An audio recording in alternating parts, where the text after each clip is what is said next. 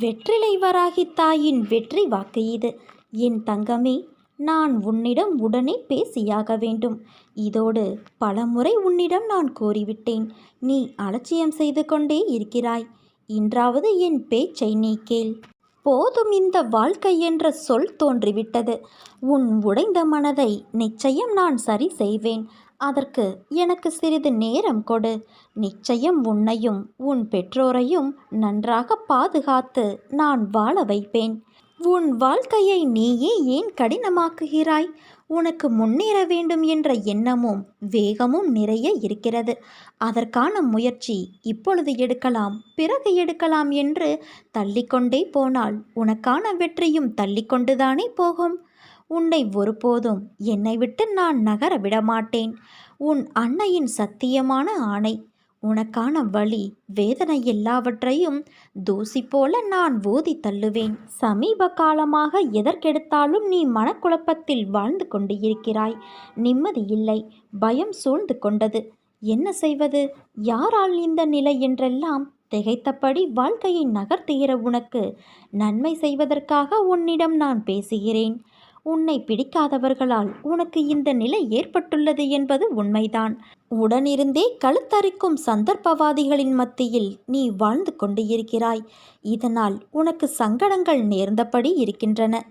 மனசாட்சிக்கு பிடிக்காத விஷயங்களை பகிர்ந்து கொள்ள கட்டாயப்படுத்தப்படுகிறாய். எது உனக்கு பிடிக்காதோ அதில் தள்ளப்படுகின்றாய்.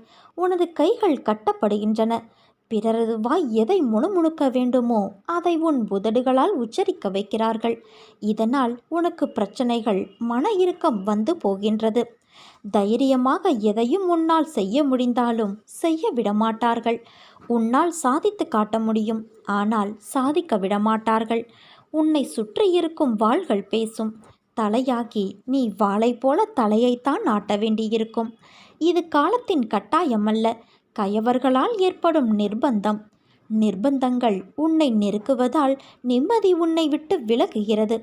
பல பல சிந்தனைகளும் வந்து போவதால் குழப்பமான சூழ்நிலையில் நீ இருக்கின்றாய். அதற்கு முன் உன்னில் சிறிது மாற்றத்தை உருவாக்க உனது ஒத்துழைப்பு எனக்கு தேவை. என்னுடைய குணங்கள் எனது தலைமைக்கான ஆதாரங்கள். இதை உன்னளவுக்கு நான் சுருக்கி காட்டுகிறேன். சுயத்தன்மையோடு இருக்க முயற்சி செய். அப்பொழுதுதான் எல்லா இடத்திலும் உன்னால் தலைமை பொறுப்பில் இருக்க முடியும். வாழ்க்கையில் தலைமை பண்பு என்பது மிகவும் அவசியம். பிரச்சனைகள் என்பவை எப்போதும் தனித்திருப்பவை கிடையாது. அது பாலில் வெண்ணெயைப் போல பதுங்கியே இருந்து கொண்டு இருக்கும். சமயம் வரும்போது நம்மை பாதிக்கவும் முயற்சி செய்யும். பயப்படாதே. உன்னோடு உன் அன்னையான நான் இருந்து வழி நடத்தி உனக்கு தனி இடத்தை தருவேன். நீ தைரியமாக இரு. உன்னோடு தான் நான் இருக்கின்றேன். உனக்காக யுத்த களத்தில் இறங்கி நான் வேலை செய்ய காத்திருக்கின்றேன். எல்லாவற்றிற்கும் மேலாக உன்னோடு உன் அன்னையான நான் இருக்கிறேன் என் குழந்தையே. உன்னை தேடி உன் அன்னையான நான் வரப்போகிறேன்.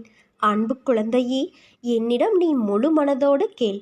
என்னிடம் உள்ள அனைத்தையும் நான் உனக்கு தருவேன். ஒவ்வொரு நிலையை நினைத்தும் நீ எதற்கு வேதனைப்படுகிறாய்? இப்படி வேதனை மேல் வேதனைப்பட்டு எதை சாதிக்கப் போகிறாய்? வெளியே வா. அப்போது என் ஆசி உனக்கு முழுவதுமாக கிடைக்கும்.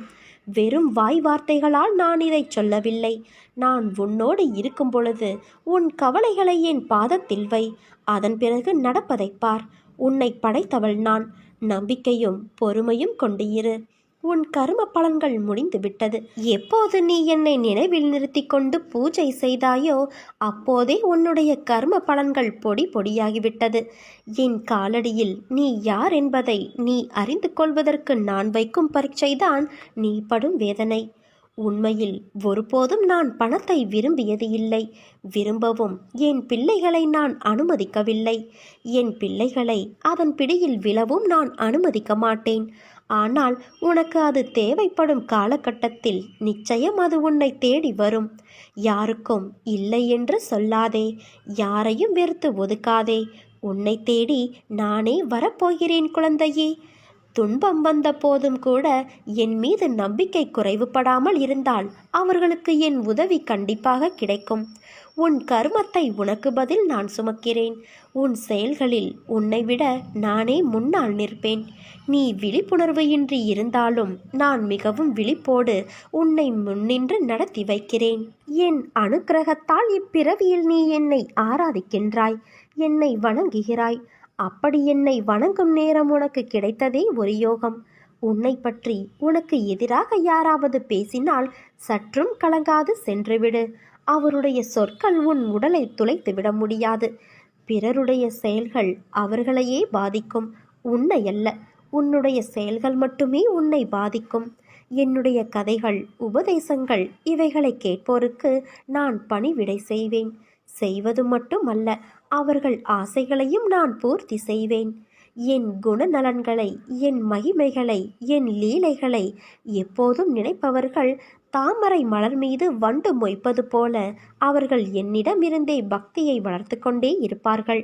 உன்னுடைய கோரிக்கைகளை நிறைவேற்றி உன் பிரார்த்தனை அனைத்திற்கும் பதில் கொடுப்பதற்காகவே நான் அவதரித்து வந்தவன் என்பதை நீ உணர்ந்து கொள். என்னிடம் அடைக்கலம் புகுவோர் இப்பிறவியில் எதை குறித்தும் கஷ்டமே படமாட்டார்கள். இப்போது நீ கவலையற்று இரு. என்னுடைய பக்தர்களை எக்கணமும் அச்சுறுத்துகின்ற ஆபத்துக்களின் கோர பற்களிலிருந்து நான் வெளியே இழுத்து விடுவேன். உனதருகில் நான் இருக்கும்போது எதற்காகவும் கலங்காதே. நான் இருக்கும் இடத்தில் செல்வம் பெருகும், இல்லை என்ற நிலை ஏற்படாது. என்னை சரணாகதியடைந்தால் நான் உன்னை பாதுகாப்பேன் குழந்தையே. உன் மனதில் பல வருத்தங்களை வைத்துக்கொண்டு நிம்மதியில்லாமல் நீ தவித்து வருகிறாய். உன் கஷ்டங்களுக்கு எல்லாம் முடிவு காலம் இப்போது வந்துவிட்டது குழந்தையே. கவலைப்படாதே, எல்லாம் சரியாகிவிடும். இது உன் அன்னையான என்னுடைய சக்தி வாய்ந்த சத்திய வாக்கு. உனக்கான சோதனை காலம் முடிந்துவிட்டது.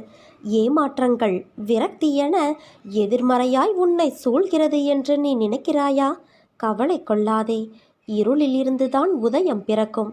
அதே போல நேர்மறை தெரிவது உன்னிடத்தில். பௌர்ணமி, அமாவாசை என இரண்டுமே உலக மனிதனின் வாழ்க்கையை சொல்லும் மிகப்பெரிய உதாரணம். பௌர்ணமியிலிருந்து அமாவாசை வருகிறதா அல்லது அமாவாசையிலிருந்து பௌர்ணமியா என்று நிர்ணயித்து சொல்ல முடியாது. இரண்டுமே ஒரே காலக்கணக்குத்தான், வளர்பிறை தேய்பிறை என்று. அவற்றைப் போலவே மனிதன் முன்னேறுகிற காலமும் இருக்கும், சறுக்குகின்ற காலமும் இருக்கும். இரண்டும் காலங்கள் நிர்ணயிக்கப்பட்ட விதி. அதுதான் உன் வாழ்க்கையில் இப்போது நடக்கிறது. உன் வழிகளை கண்டும் நான் எப்படி அதை எடுத்துக்கொள்ளாமல் இருப்பேன்? எல்லாம் நன்மைக்கே என்று நம்பு. உன் நம்பிக்கையும் பொறுமையும் தான் வாழ்க்கையை வெற்றி என்னும் திசையில் பயணிக்க வைக்கும். நீ எல்லா செல்வ வளங்களையும் பெற்று சீரும் சிறப்புமாய் வாழ்வாய். இது உன் அன்னையான என்னுடைய சத்திய வாக்கு. உனக்கு வரும் துன்பங்களால் நீ துவண்டு போகாதே. நடப்பவையெல்லாம் உன் நன்மைக்காகத்தான் நடக்கிறது என்று நம்பு. நீ உன்னுடைய கஷ்டமான சூழ்நிலைகளையெல்லாம் கடந்து உன் வாழ்க்கை பாதை அன்பு நிறைந்த அழகானவையாய் மாறும். இது உன் அன்னையின் வார்த்தைகள். சதா சர்வ காலமும் நான் உனக்கு பின்னால்தான் உனக்கு உறுதுணையாக நிற்கின்றேன். உனக்கு எது என்று நிர்ணயிக்கப்பட்டதோ அது உன்னிடத்தில் வந்து சேரும். அது வந்து சேரும் காலத்தையும் நீ நெருங்கிவிட்டாய். உன்னை இதே சூழ்நிலையில் நான் விட்டுவிட மாட்டேன் குழந்தையே. உனது வாழ்க்கை வண்ணமயமாக விளங்கப் போகிறது. நிச்சயம் நீ தடைகளை தகர்த்து வெற்றி அடைவாய். உன் அன்னையான நான் உன்னை வெற்றியடைய வைப்பேன். வாழ்க்கையில் நீ உயர்ந்த நிலையை அடைவாய் குழந்தையே. லட்சியத்தை நோக்கி அசைக்க முடியாத உறுதியோடும் பொறுமையோடும் செயல்பட்டால்தான் நீ வெற்றி பெறுவாய். நீ பிறருக்கு செய்யும் தன்னலமற்ற நன்மை என்ற ஒன்றினால் உன்னுடைய கர்மாக்களை நீ கரைந்து போக செய்ய முடியும். நீ ஒரு அடி எடுத்து வைத்தால் உனக்காக நான் 100 அடி வைப்பேன். இதை நீ நடைமுறைப்படுத்திப்பார். விரைவில் உன் பிரச்சனை தீர்ந்துவிடும். நான் உனக்கு அடிக்கடி கூறுவது, நீ செய்யும் எந்த காரியத்திற்கும் பலனை எதிர்பார்த்து செய்யாதே என்று. பிறகு அவர்களுக்கு நான் என்னவெல்லாம் செய்தேன், ஆனால் அவர்களோ எனக்கு தீங்கு இழைத்து விட்டார்கள் என்று புலம்பாதே. அவரவர்கள் செய்யும் செயல்களுக்கான பலனை அவர்கள் நிச்சயம் அனுபவிப்பார்கள். விவேகத்தை கடைப்பிடி. தெய்வ பக்தியோடு நீதிக்கு கட்டுப்பட்டு வாழ். இதனால் நீ என்றும் தாழ்ந்து போக மாட்டாய். தீமையை சகித்துக்கொள் குழந்தையே. இதனால் பாவ கணக்குகள் ஒவ்வொன்றாக கழிந்து முடிவுக்கு கொண்டு வந்துவிடும். இதை நன்றாக புரிந்து கொள். துன்ப நிலை மாறி இன்ப நிலையை நீ அடையப் போகிறாய். உன் நிலையை உன் அன்னையான நான் மாற்றி அமைப்பேன். உன் கரத்தை பலப்படுத்துவேன். நம்பிக்கையோடு நீ காத்திரு. இது நிச்சயம் நிறைவேறும் குழந்தையே. உனக்கு நல்லதே நடக்கும். என் வாக்கை நம்பு. உன் வாழ்வு நலமாகப் போகிறது குழந்தையே.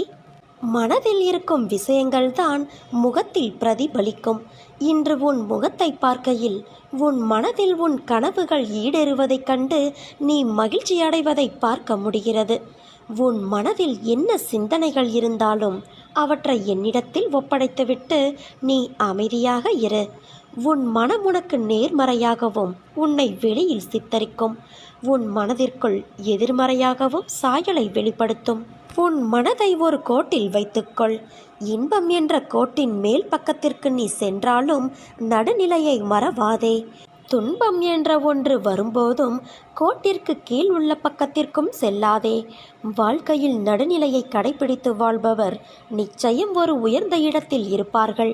வாழ்க்கையை நடுநிலையாய் கொண்டு செல்வதில் எந்த தவறும் இல்லை. ஆனால் நீ யோசிக்கும் விஷயங்களில் நடுநிலையை எதிர்பார்க்காதே. இப்படி இருக்க வேண்டும் என்ற எண்ணத்தை உன் மனதிற்கு உனக்காக வைத்துக்கொள். அதை வெளியில் தேடினால் நீதான் வீணாக எதிர்பார்த்து ஏமாந்து போவாய். எதிர்பார்ப்பின் விளைவே நிறைய விஷயங்களின் பிரச்சனைகளுக்கான காரணம். அதை நீ செய்யாதே குழந்தையே. உன் மனம் நிம்மதி இழந்து போவதற்கு நீயே இடம் கொடுக்காதே. உனக்கு நல்லது என்னதோ அதை மட்டும்தான் உன் அன்னையான நான் செய்வேன். எனக்கு இவர்கள் அவர்கள் என்ற பேதம் கிடையாது. உனக்கானது என்னிடத்தில் பொக்கிஷமாக இருக்கிறது. அதற்கான நேரத்தில் நிச்சயம் அது உன்னை வந்து சேரும். கொஞ்சம் பொறுமையாக நம்பிக்கையோடு காத்து கொண்டிரு. பிறரை ஒப்பிட்டு பார்த்து உன் சுய மதிப்பை நீ இழந்து போகாதே. எல்லோரும் மனிதர்கள். ஆனால் ஆற்றல்களும் அவரவர் குணங்களும் செயல்பாடுகளும் வேறு. அவர்களின் வாழ்க்கையில் கர்மாக்களின் பங்களிப்பு ஒவ்வொருவருடைய வாழ்க்கையிலும் வேறுபடும். அதனால் வேண்டாததை யோசித்து உன் மனதிலும் புத்தியிலும் மாசை நிரப்பாதே. எல்லாம் உன்னை வந்து சேரும் என் குழந்தையே. நீ எதற்கும் கலங்காதே. உனக்கு எது தேவை, எது நல்லது என்பது எனக்கு நன்றாக தெரியும். உனக்கு எதை அளிக்க வேண்டும், எதை அளிக்கக்கூடாது என்பதை நானே தீர்மானித்துக் கொள்வேன். என் பக்தர்களின் ஒவ்வொரு செயலும் வாழ்க்கையின் ஒவ்வொரு நிகழ்ச்சியும் என்னாலேயே கவனிக்கப்பட்டும் உருவாக்கப்பட்டும் வருகிறது. என்னிடம் பூரண சரணாகதியடைந்த பக்தர்களின் எல்லா பொறுப்புகளையும் நானே முன்னின்று நடத்தி காட்டுவேன். நீ நம்பிக்கையோடு இரு என் குழந்தையே. பிரார்த்தனை நல்லதுதான். அது பக்தியை அதிகரிக்கச் செய்யும். ஆனால் நடந்த சம்பவங்களை எடுத்துக்கொண்டால் தன் பக்தனுக்கு எது நன்மையோ அதை மட்டுமே நான் அளித்துள்ளேன். பிரார்த்தனைகளை விடுத்து என்னிடம் பூரண சரணாகதியடைந்துவிடு. மற்றவற்றை உன் அன்னையான நானே பார்த்து கொள்கிறேன். பயணத்தை நினைத்து வருந்தாதே. பாதையை நினைத்து கலங்காதே. முக்காலமும் நானே உன் துணை. என் ஆசிர்வாதங்கள் என்றும் உன்னோடு இருக்கும். உன் கரம் பற்ற நான் இருக்கும் பொழுது நீ எங்கனம் வீழ்வாய்? உன் வாழ்க்கை சக்கரத்தை சுழற்றுபவள் உன் அன்னையான நான் அல்லவா? பிரச்சனைகளை எதிர்கொண்டு போராட தயாராகிறவன் பாக்கியவான். அவனோடு கைகோர்த்து யுத்த களத்தில் அவன் சார்பாக உன் அன்னையான நான் நிற்பேன்.